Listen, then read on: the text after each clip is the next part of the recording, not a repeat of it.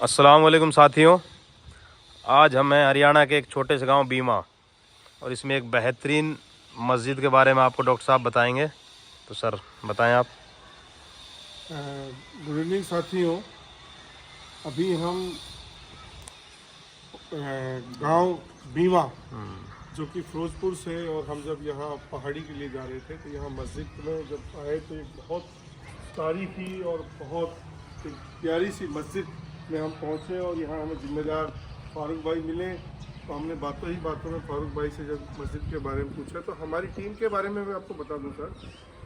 जहांगीर भाई कलाम इंस्टीट्यूट, अशफाक भाई, फिर हमारा जहीर भाई, हमारे साथ हाजी असद भाई और अरमान भाई हमारे अभी वीडियो बना रहे हैं। साथियों, इस मस्जिद को जिस तरह से हम देख रहे थे, हालांकि इसकी तारीख के बारे में बहुत श्योर नहीं है, लेकिन जब हम इसको समझने की कोशिश कर रहे थे तो इस मस्जिद में दो बड़ी मीनारें हमें दिख रही हैं अभी। और अगर दो बड़ी मीनारों की बात कर लें साथियों, और तीन जो गुंबद और डोम जो यहाँ बने हुए हैं उनकी बात कर रहे हैं, तो ये दिल्ली की जो शाही जामा मस्जिद है जो शाहजहां ने 1656 के ज़माने में कंप्लीट की थी, उस मस्जिद का ये डिज़ाइन दिखता है। जहाँ जहाँ हम लोकल साथियों से बात कर रहे थे तो ये भी यही कह रहे थे कि सर ये हमारे गांव में कि शाही जामा मस्जिद कहलाती है, और तालाब, चूँकि यहाँ पास में एक तालाब भी है तो तालाब वाली मस्जिद भी कहलाती है। अगर इस इलाके की बात करें तो ये कम से कम 3 किला यानी 7-8 बीघा का एक बड़ा इलाका है। यहीं पर कब्रिस्तान भी है। सामने साथियों यहाँ 12 दरी है, और ये 12 दरी को आप एक बार समझने की कोशिश करें। इसमें छज्जे जिस तरह से बने हुए हैं, तार जिस तरह से निकले हुए हैं, और लोकल जो पत्थर इसमें यूज हुआ है, जो और जो आर्किटेक्चर की अगर बात करें साथियों हम, तो ये ऐसा लगता है कि ये ज़रूर कोई मुगल्स का, कोई पर्शियन और उस ज़माने का जो लोकल जो यहाँ इलाके का जो राजपूत जो शैली थी, बल्कि मेवाती शैली जो थी, वो हमें उस सब का मिक्स इसमें दिखता है। और इसमें चूने का वो जो यूज़ हुआ है, ये बहुत ठोस दीवारें हैं। ये साथी बोल भी रहे थे कि ये मस्जिद की चिकनाहट इतनी ज़्यादा हमने अपने जब हम छोटे थे देखते थे कि चाहे शीशा की तरह हम चेहरा देख लें। पर भाई यही था। हाँ जी हाँ। और इस मस्जिद को भी हम लोग देख लें यहाँ, तो इसमें जो गुंबद बना है, ये गुंबद एक घाट सिस्टम से बनते थे ये, जी हाँ, है ना। और यूँ मान लें कि अष्टभुजी ये बनते थे, हाँ। और फिर उन पर ये घाट सिस्टम से इनको बनाया जाता था। मजबूती तालीम दी गई है।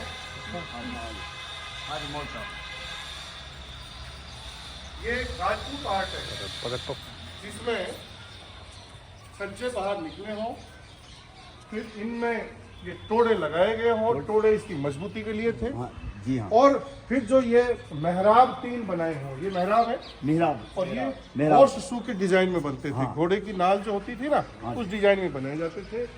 ये इस तरह से बनते थे। असल में तो ये अगर हम लोग बात करें मेवाड़ डायनेस्टी के ज़माने में, या हम बात करें लोधियों के ज़माने में, या तुगलक जो राजवंश के ज़माने की बात करें, तो फिर ये बनते थे यहाँ। हालांकि मुगलिया ज़माने में भी ये बनते थे। तो ये असल में चाहे इनका हम गुंबद देखें, चाहे हम लोग इनका ये मेहराब का सिस्टम देखें, चाहे हम डॉट सिस्टम को देखें, छज्जे को देखें, चूने को देखें, और पत्थरों का जो हम लोग यूज़ देख रहे हैं यहाँ लोकल, तो ऐसा लगता है कि ये ज़रूर कोई, या तो ये मेवाड़ डायनेस्टी के ज़माने में, तुगलक ज़माने में, और बल्कि मुझे ये भी लगता है अरमान भाई कि ये शायद कोई एक ज़माने में नहीं रहा, लंबे ज़माने इस मस्जिद ने, इस जामा मस्जिद ने, शाही मस्जिद ने देखें। अभी फारूक भाई ये भी बता रहे थे कि उन ज़मानों में आगरा से लेकर के और तिजारा से निकलते हुए नारनौल के इलाके तक एक बड़ी एक डायनेस्टी थी यहाँ। और उनको ये भी समझाने की कोशिश कर रहे थे कि ये कोई मेवात की हुकूमतों का ज़माना था। बिल्कुल, मेवात एक सूबा था।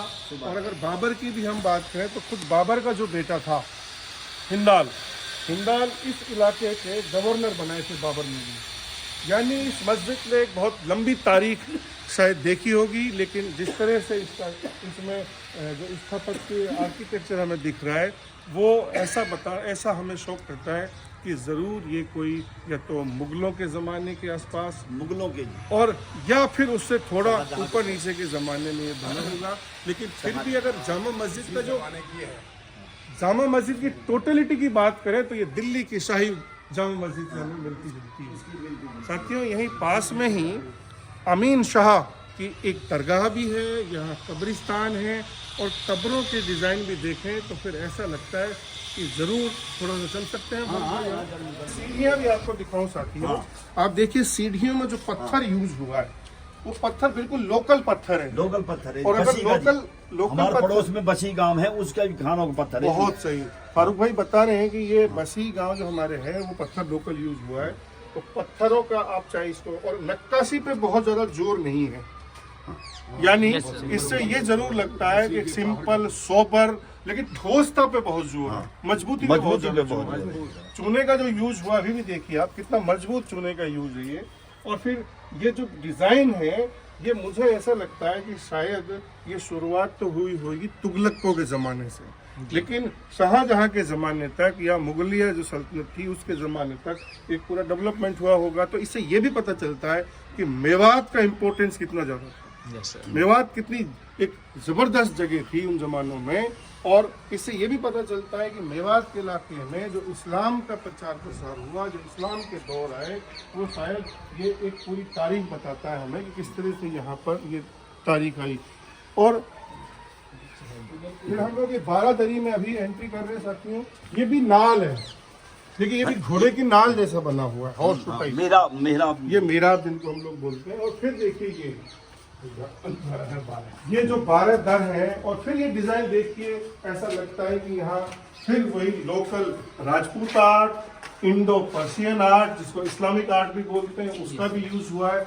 ऊपर से देखिए फिर वही डॉट सिस्टम से मजबूती इन्होंने यहाँ दिए इस वाली बिल्डिंग में यहाँ। और देखिए ये बहुत कोई प्यारे अल्लाह के कोई बुजुर्ग अमीन शाह की कब्र है, उनकी ये मान सकते उन्हीं के नाम से दरगाह भी है। और साथियों, ये मेवात में एक बड़े पुराने ट्रेडिशन का एक बहुत तारीखी एक सेटअप हमें मिलता है ये। और हम लोग यहाँ आए और गांव वालों से हम मिले। गांव वाले बहुत बेचारे समझने की कोशिश करते हैं, लेकिन और देखिए पानी के हौज भी हमें यहाँ मिलेंगे। यानी हौज की बात करें तो फिर सुना होगा हम लोगों ने हौज, खास दिल्ली के इलाके में। ये सल्तनत के जमाने में भी पहले हर मस्जिदों में हौज हुआ करते हैं उसके हिसाब से। जैसे अगर हम दिल्ली में शाहजहां की जामा मस्जिद की बात करें तो वहाँ भी हौज बनी हुई है। मैं अगर हिंदाल मस्जिद, लाल मस्जिद की बात करूँ तिजारा वाली की, तो वहाँ भी हौज बने हुए हैं। ये हौज एक पार्ट है मस्जिद का, जो यहाँ भी यूज वजू करने के लिए, वजू खाने के लिए इसका यूज होता था। ये 10 साल पहले निकला दिए, हमें पहले पता नहीं था। जब यह दीवार बनाई तब पता चला। गांव के हमारे पुराने सरपंच और हम जो हमें साथी यहाँ मिले, फारूक भाई बता रहे थे कि हम पिछले दिनों ऐसे जो काम कर रहे थे 10 साल 15 साल पहले, तब हमें ये बहुत तारीखी खोज यहाँ मिला। और फिर हमें ये समझने की कोशिश कर रहे थे कि हमारा गांव कितना तारीखी है, यहाँ कितनी बड़ी रिवायत रही है। और फिर अभी हाल ही में फिर दोबारा इसको सहेजने की कोशिश कर रहे हैं। तो इसके लिए गाँव के लोगों को मेरी तरफ से भी बधाई। अल्लाह ताला इनको बहुत कामयाबी अता करे। और ये जो तारीखी मस्जिद इमाम साहब से पूछ रहे थे। हाँ जी, तो चल देख लेंगे जब पता चलेगा जी मन है। हाँ। और आप ये कब्रिस्तान है। अरमान भाई एक बार ये और दिखा दो।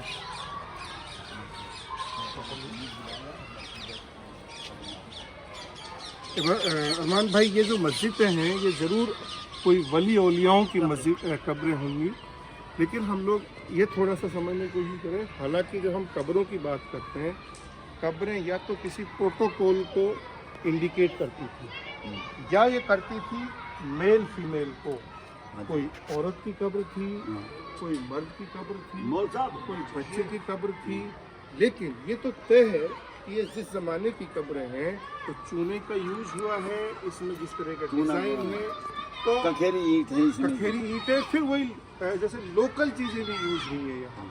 तो ये मोल्डिंग सिस्टम भी। और देखिए इस जमाने में जो मोल्डिंग पर बहुत जोर दिया गया, और ये जो मोल्डिंग का सिस्टम था ये अगर मैं इसको अच्छे से समझने की कोशिश करूँ तो ये मुगलिया जमाने की चीजें, मुगलिया जमाने की ज्यादा। लेकिन फिर भी ऐसा लगता है कि हो सकता है ये मेवात डायनेस्टी जो हम लोग बोलते हैं, हमारे चाहे वो नाहर खां मेवाती की बात करें, चाहे बहादुर खान मेवाती की बात करें, हसन खां मेवातियों की बात करें, उन ज़मानों में भी ये चीज़ें हो सकता है जो मेवात डायनेस्टी थी तब भी ये बनी हो। देखिए ये वो बहुत कब्रिस्तान यहाँ भी है तख्ती छपरे दूसरी साथियों। ये आप देखिए यहाँ फिर एक यहाँ पूरा तालाब है, ये इसलिए इसको तालाब वाली मस्जिद बोलते हैं। यहाँ एक मकतब भी बच्चियों का अभी चल रहा है, बच्चों का यहाँ तालीम ले रहे हैं। और जहाँ वाले साथी ये बता रहे थे कि पुराने ज़माने से हमारे यहाँ ये मकतब गए और ये बच्चे बच्चियाँ यहाँ तालीम याफ्ता थे। देखिए कुछ पुरानी कब्रें, वो हम पिछले दिनों बात भी कर रहे थे साथियों कि मेवात के इलाके में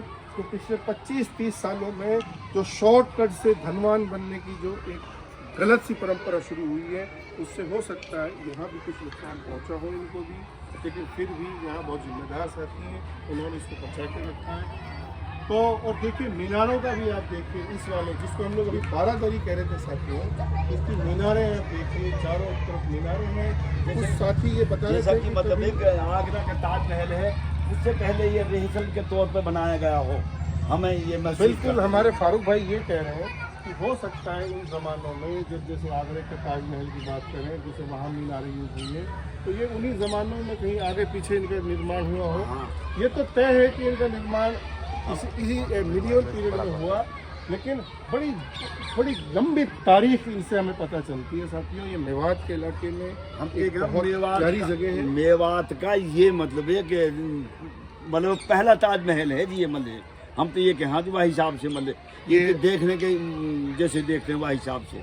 क्योंकि फारूक भाई गांव के सरपंच भी रहे, उन्होंने बहुत सारा काम भी करवाया, तो फारूक भाई कह रहे हैं कि ये मुझे तो चेयरमैन भी रहे, तो इन्होंने ये कहा कि मुझे तो ये लगता है कि सर हमारा ये ताजमहल है, तो बीमा का ताजमहल लगता है हमें। हाँ बीमा का ताजमहल।